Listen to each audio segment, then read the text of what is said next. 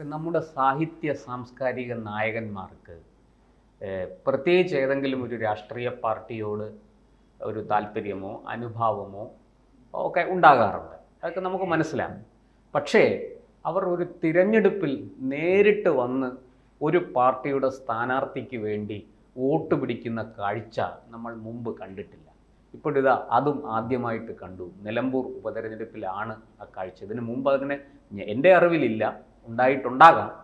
പക്ഷേ ഇപ്പോഴിതാ നിലമ്പൂർ ഉപതെരഞ്ഞെടുപ്പിൽ നമ്മുടെ ഒരു വലിയ നീണ്ട നിര സാഹിത്യകാരന്മാർ, സാംസ്കാരിക നായകന്മാർ ഒക്കെ നിലമ്പൂരിൽ തമ്പടിച്ച് കമ്മ്യൂണിസ്റ്റ് പാർട്ടിക്ക് വേണ്ടി LDF സ്ഥാനാർത്ഥിക്ക് വേണ്ടി വോട്ട് തേടുന്ന ഒരു കാഴ്ച നമ്മൾ കാണുകയാണ്. ഒരു ബുദ്ധിജീവി, ഒരു മനുഷ്യസ്നേഹി എന്നൊക്കെ പറഞ്ഞാണ് LDF സ്ഥാനാർത്ഥി CPMൻ്റെ നേതാവ് M സ്വരാജിനെ അവർ വാഴ്ത്തിപ്പാടുന്നത്. എന്താണ് സാർ ഈ നമ്മുടെ കേരളത്തിലെ സാഹിത്യ സാംസ്കാരിക നായകന്മാർക്കും പ്രവർത്തകർക്കും സംഭവിച്ചിരിക്കുന്നത്?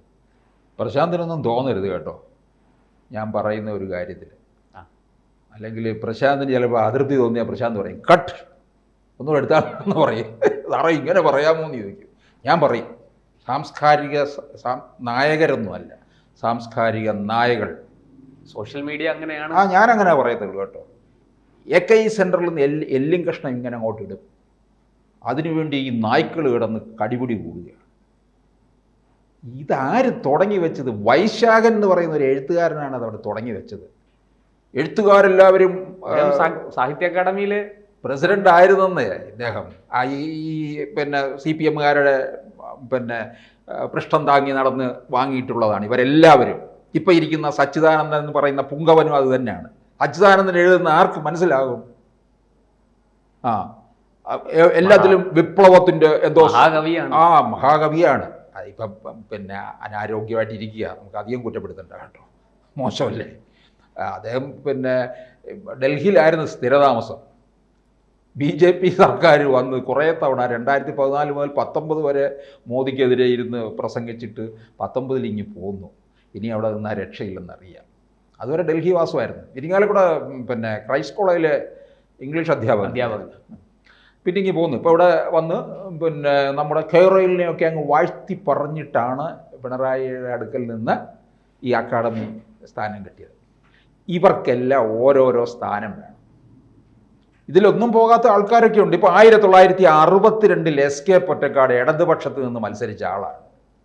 SK പൊറ്റക്കാട് അന്ന് അഴീക്കോട് മാഷായിരുന്നു SKക്ക് എതിര് നിന്നത് കോൺഗ്രസ്സിൽ. എഴുത്തുകാരൊക്കെ മത്സരിച്ചിട്ടുണ്ട്.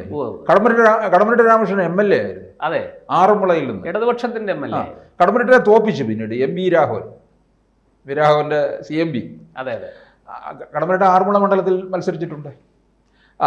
പിന്നെ ഇവിടെ തിരുവനന്തപുരത്ത് മാധവിക്കുട്ടി മത്സരിച്ചിട്ടില്ലേ? തോറ്റുപോയി. പലർക്കും അറിയത്തില്ലത്. അവ എഴുത്തുകാരുടെ ഒരു. പിന്നെ സാറാ ജോസഫ് മത്സരിച്ചിട്ടുണ്ട് ആം ആദ്മി എന്നുള്ള രീതിയിൽ. അങ്ങനെ വന്നിട്ടുള്ള രാഷ്ട്രീയ പാർട്ടികൾക്കൊക്കെ വേണ്ടിയിട്ട് ചില എഴുത്തുകാർ നിന്നിട്ടുണ്ട്. പക്ഷേ ഈ കൂടുതൽ എഴുത്തുകാരും ഒക്കെ ഇടതുപക്ഷത്തിൽ വരുന്നവരാണ്. നമുക്ക് ഈ ഇടതുപക്ഷത്തിനോട് വെറുപ്പില്ല. ഒരു കാലത്ത് ഇടതുപക്ഷമായിരുന്നു പ്രതിഭാധനരായിട്ടുള്ളവർ, ചിന്താശക്തിയുള്ളവർ. അവർ പറയുന്ന കാര്യത്തിനകത്ത് കാമ്പുണ്ടായിരുന്നു. അവരൊരു തിരുത്തൽ ശക്തിയായിരുന്നു. ഇന്ത്യയിൽ ഇടതുപക്ഷം ഒരു തിരുത്തൽ ശക്തിയായിട്ട് നിന്നിട്ടുണ്ട്. 53 MPമാരുണ്ടായിരുന്ന ഒരു കാലം ഉണ്ടായിരുന്നു, ഓർക്കണം. ഈ 2004 പോലും 10-60 MPമാരിൽ കൂടുതൽ. പിന്നെ UPA സർക്കാരിൻ്റെ കാലത്ത് ഒരു തിരുത്തൽ ശക്തിയായിരുന്നു ഇടതുപക്ഷം. പിന്നെ എത്രയോ എഴുത്തുകാരെയൊക്കെ, പഴയ എഴുത്തുകാരൊക്കെ തന്നെ എല്ലാവരും ഇടതുപക്ഷമാണ്. ഇപ്പം നമ്മളിപ്പോൾ SFIയുടെ ഇന്നത്തെ ഗുണ്ടായിസം പറയുന്നില്ലേ? ഞാൻ കോളേജ് പഠിക്കുന്ന കാലത്ത് ഞാൻ SFIക്കാരനായിരുന്നു. SFIയുടെ മുൻനിരയിൽ തന്നെ നിന്നിട്ടുണ്ട്.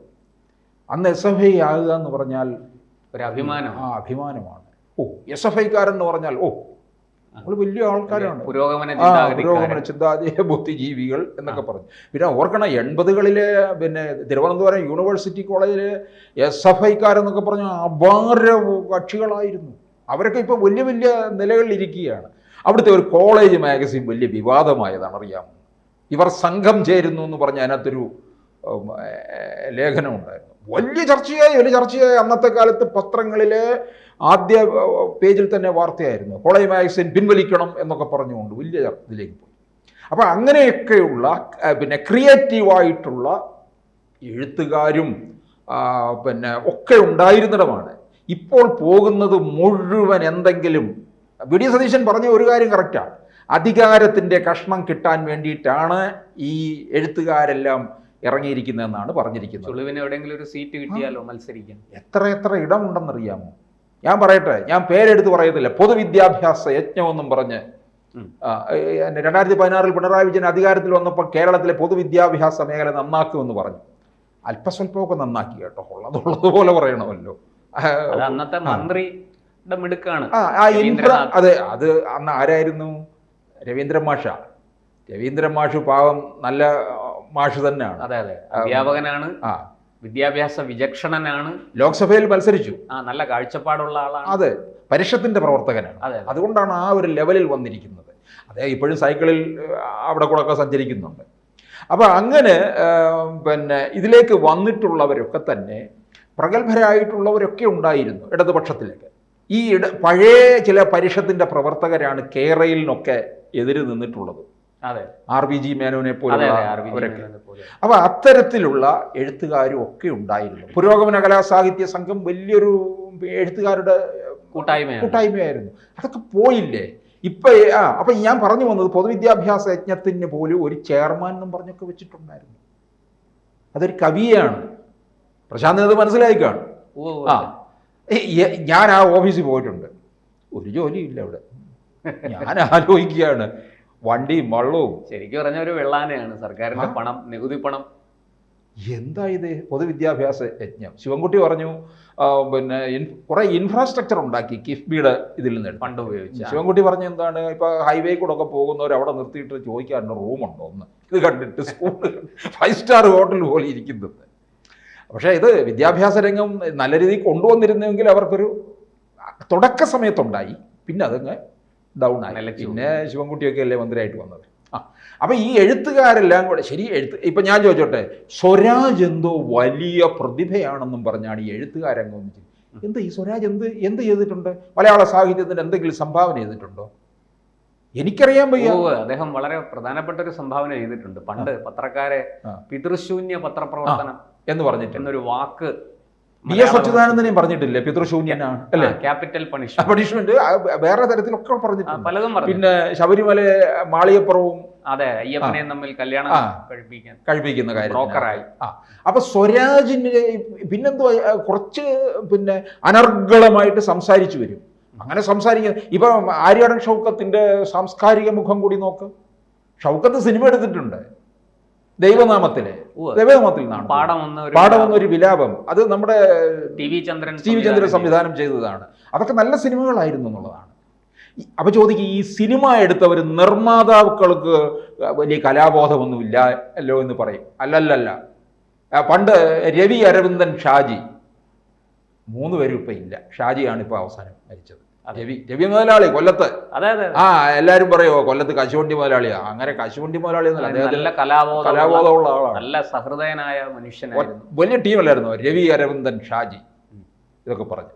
അതുപോലെ എത്രയോ നിർമ്മാതാക്കളുണ്ട്. ചിദംബരം ഒക്കെ അങ്ങനെ അല്ല, ചിത്രലേഖയുടെ ഇതിൽ നിന്നൊക്കെ വന്നിട്ടുണ്ട്. അപ്പൊ എത്രയോ നിർമ്മാതാക്കൾ പോലും. അപ്പൊ ഇദ്ദേഹം തിരക്കഥയൊക്കെ എഴുതിയിട്ടുണ്ട് ഷൗക്കത്ത്. ഷൗക്കത്തിനും അങ്ങനെ ഒരിതുണ്ട്. ഷൗക്കത്തിന് യഥാർത്ഥത്തിൽ വോട്ട് ആര്യാടൻ മുഹമ്മദിന്റെ ഒറ്റ പേരിൽ, അച്ഛൻ്റെ പേരിൽ തന്നെ ഷൗക്കത്തിന് വോട്ട് ചെയ്യാവുന്നതാണ്. ഈ മതേതര സ്വഭാവമുള്ള ഈ മുസ്ലിം ലീഗ് കൂട്ടുപിടിച്ചിരിക്കുന്ന എല്ലാം തീവ്രവാദി ഉള്ളവരല്ലേ. അങ്ങനെയുള്ളവരുടെയൊക്കെ ഇടയിലാണല്ലോ നിലമ്പൂരിൽ ആര്യാടൻ മുഹമ്മദ് കഴിഞ്ഞിരുന്നത്. അദ്ദേഹവും മുസ്ലിം ലീഗും തമ്മിൽ എപ്പോഴും കലഹമായിരുന്നല്ലോ. അപ്പോൾ ഷൗക്കത്തിന് വേണ്ടി ഇപ്പം ഈ എപ്പോഴും കൂടുതൽ എഴുത്തുകാരും സാംസ്കാരിക നായകർ തന്നെ ഇരിക്കട്ടെ, ഒരു പ്രാവശ്യമെങ്കിലും നായകർ എന്ന് വിളിക്കണമല്ലോ, ഒക്കെ കൂടുതൽ നിൽക്കുന്നത് ഇടതുപക്ഷത്തിനോടൊപ്പമാണ്. കുറച്ച് പേരേ ഉള്ളൂ വലതുപക്ഷത്തേക്ക് മാറുന്നത്. ഇനിയിപ്പോൾ 26-ലെ ഭരണം UDFന് കിട്ടുമെന്നുണ്ടെങ്കിൽ ഇങ്ങോട്ട് മാറും. എന്തെല്ലാം സ്ഥാനങ്ങളുണ്ടെന്നറിയാം. സാഹിത്യ അക്കാദമി, ഭാഷാ ഇൻസ്റ്റിറ്റ്യൂട്ട് ഡയറക്ടർ, വൈലോപ്പിള്ളി സംസ്കൃതി ഭവൻ, ബാലസാഹിത്യ ഇൻസ്റ്റിറ്റ്യൂട്ട്, അങ്ങനെ പോവുകയാണ്. മലയാളം മിഷൻ, പൊതുവിദ്യാഭ്യാസ, സംഗീത നാടക അക്കാദമി, സാഹിത്യ അക്കാദമി, ഇങ്ങനെ കിടക്കുകയാണ്. പിന്നെ ഫോക്ക് ലോർ അക്കാദമി, എന്തെല്ലാം ഇടങ്ങളിൽ കയറി ഇരിക്കാമെന്നറിയാമോ? തിന്നു കുടിച്ച് അറുമാദിച്ച് നടക്കുന്ന കുറേ എഴുത്തുകാർ. ഇന്നത്തെ എഴുത്തുകാരിലൊന്നും തന്നെ പിന്നെ ക്രിയാത്മകമായിട്ടുള്ള ഒരു സംഭാവനയും ഇല്ല. എന്നിട്ട് സ്വരാജിനെ പിന്താങ്ങാൻ നടക്കുകയാണ് ഉളുപ്പില്ലാത്ത കുറേ സാംസ്കാരിക നായ്ക്കൾ. കൂടുതൽ വാർത്തകളും വിശേഷങ്ങളും നിങ്ങളിലേക്ക് എത്താൻ ABC മലയാളം സബ്സ്ക്രൈബ് ചെയ്യുക, ബെൽ ബട്ടണും അമർത്തുക.